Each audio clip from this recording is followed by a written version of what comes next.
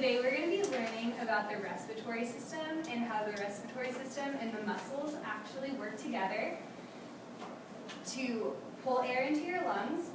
And when we pull air into our lungs, we are supplying our body with oxygen. And when we push the air out, we're releasing carbon dioxide. So what I did for you guys is I built this little model of a lung. This bottle represents the chest cavity. The blue balloon inside is a lung, and the bag is our diaphragm. Okay? So what I'm going to have you guys do, I'm going to pass this around, you're going to look at it, and I want you guys to try and answer the first 3 questions on that worksheet that I gave to you guys.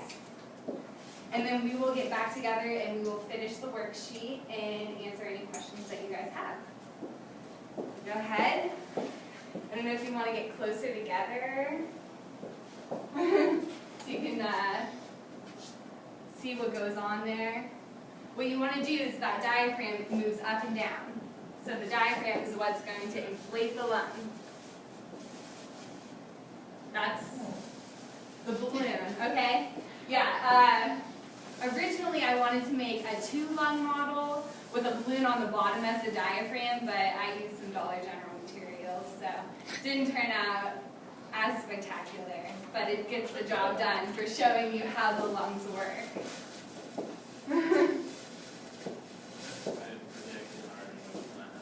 That's all right. Checking it out. All right. Go ahead and make your predictions.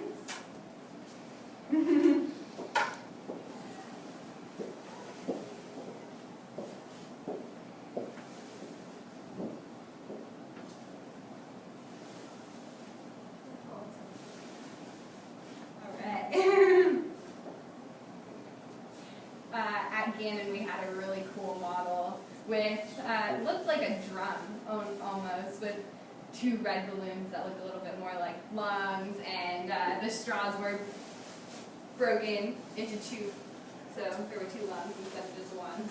But I wish I'd never been a smoker.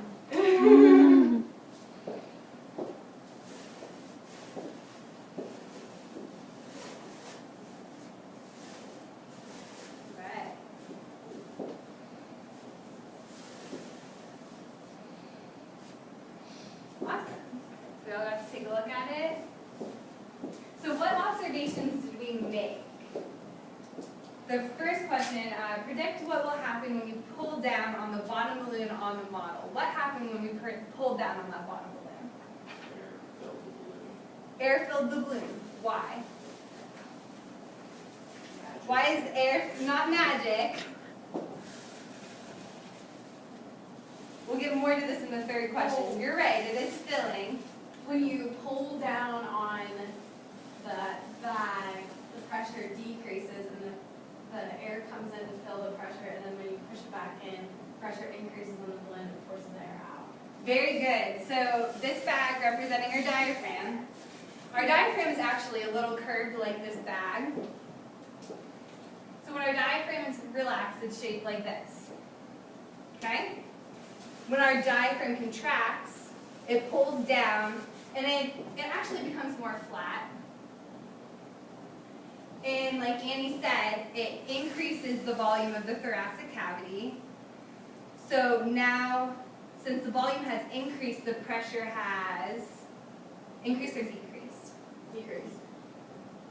I hear decrease, which is correct. So increasing volume, decreasing pressure.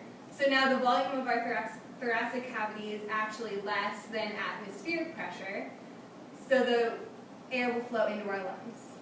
And now when that bag relaxes and goes back to its original position, that will push the air back out of your lungs. Very good.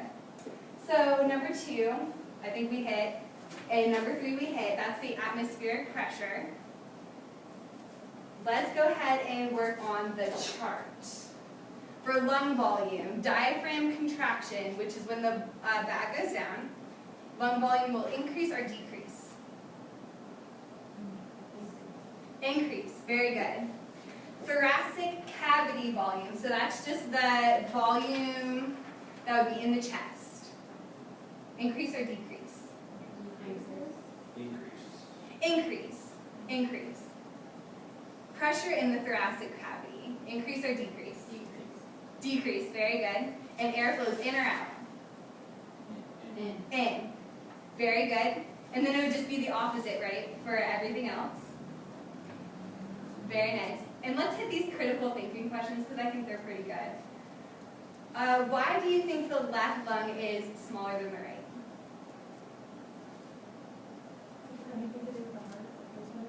It does have to do with the heart. The left side of our chest actually houses 2/3 of the heart, and it's 1/3 is on the right side. So we need to accommodate for the heart. Very good. Next question. Do the diaphragm muscles work when we breathe in or out?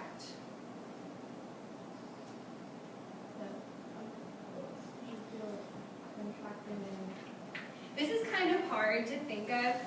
So like I said, when our diaphragm muscles relax, it's kind of shaped like this upside down U or rainbow. So that's relaxed. So it's doing work when you're breathing in and flattening it out. And then when those muscles relax, they actually move back up. So that's more involuntary. You can actually forcibly expel air out of your lungs, and that would take a little work. But usually we don't do that. Last question. How will gas exchange be affected if we breathe in polluted air? Think it would increase or decrease your gas exchange when you're breathing polluted air? Decrease. Very good, because everything flows to even out a concentration gradient. So if you're breathing in air that doesn't have a lot of oxygen, that gradient is less. So there'll be less gas exchange.